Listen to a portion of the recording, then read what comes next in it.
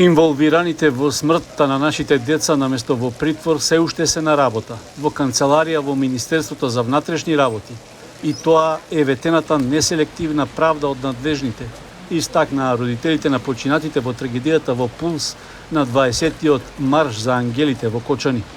Лошите временски услови не ги поколебаа учесниците на маршот во 17 часот и 5 минути да тргнат од паркот на Револуцијата, за да ја покажат својата истрајност во барањето правда за загинатите, но и како предупредување до јавноста дека нефункционирањето на системот во државата е потенцијална опасност трагедијата да се повтори. Колоната се упати кон трговскиот центар каде беше оддадена вообичаената едноминутна почит кон настраданите. Потоа продолжи кон зградата на општина Кочани. Таму државното, општинското и знамето на Европската Унија се уште се на половина јарбол како што беа истакнати на денот на трагедијата. Пред полициската станица родителите ја пренесоа пораката на незадоволство од третманот што го имаат одредени полициски службеници кои биле на должност во текот на кобната ноќ. Со шок и револт реагираме на начинот на кој се води истрага за трагедијата во дискотеката Пулс во Кочани. Постојат сериозни и документирани сомнежи кои веќе беа изнесени во јавноста. Додека полициските службеници имале директни комуникации со сопственикот на Пулс во критичната вечер, му давале службени информации за полициски акции, вклучително и предупредување за присуство на малолетници и дрога. Наместо овие лица веднаш да бидат ставени во притвор за да не ја влијаат врз истрагата и сведоците, тие се третираат со канцелариски распити како привилегирани сведоци. Некои од нив си и со напредување, а не како осомничени. Дали е ова еднаквост пред законот? Дали е овда правда што ни ја ветуваа?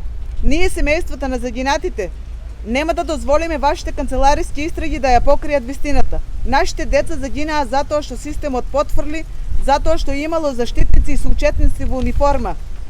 Со исклучок на некој, ово не се однаса за сите со униформа што се, нека се пронајдат тие што се у таа афера били. Во оваа држава, ако сакаш да постигнеш нешто, треба да си најголем идиот и преварант, зашто државата нив ги наградува, а ги казнува честните. Поштен човек во Македонија за жал не успива. Со честни исклучоци постојат од мајка родени некои и кај нив. Бараме веднаш притвор или мерки на предпазливост за сите лица за кои постојат сомнежи за уништување на докази и соработка со сопствениците на објектот. Неселективна и транспарентна истрага. Ојо Гог да објасни зошто ваквите лица се уште на слобода, а не се третман каков што заслужуваат нивните постапки.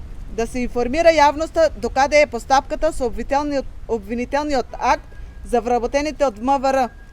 Потоа учесниците на маршот продолжија кон основниот суд и обвинителството, каде нагласија дека трагедијата што се случи во Кочани не е несреќен случај ниту судбина, туку е резултат на повеќегодишното упорно промовирање и толерирање на корупцијата од страна на сите политички партии на власт.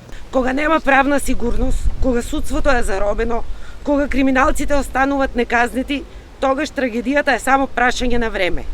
И таа за жал се случи. Се случи во Кочани со нашите деца. Но оваа борба не е само за нашите загубени синови и ќерки. Ние денес зборуваме и во име на секое дете во оваа земја.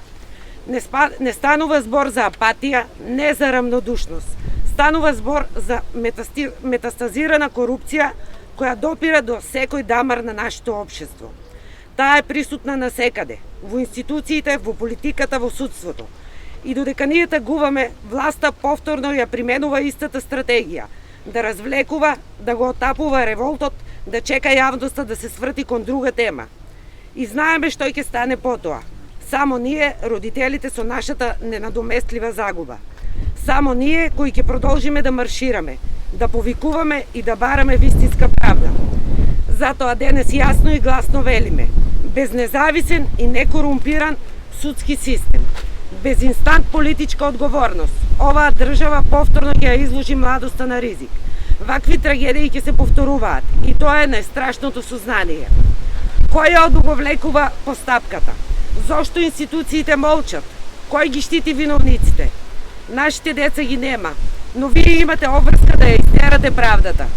Ние, родителите, стоиме позади вас, не за да ве штитиме, туку заедно со вас да ја истераме вистинската правда и да докажете дека во Македонија постојат институции кои не се корумпирани и кои работат за граѓаните. На крајот од маршот, родителите упатија порака за која рекоа дека е болна, но искрена, дека ова не е само нивна битка, туку битка за сите, за да не се дозволи ниту едно дете повеќе да заврши трагично, но и да не се дозволи корупцијата да биде посилна од правдата.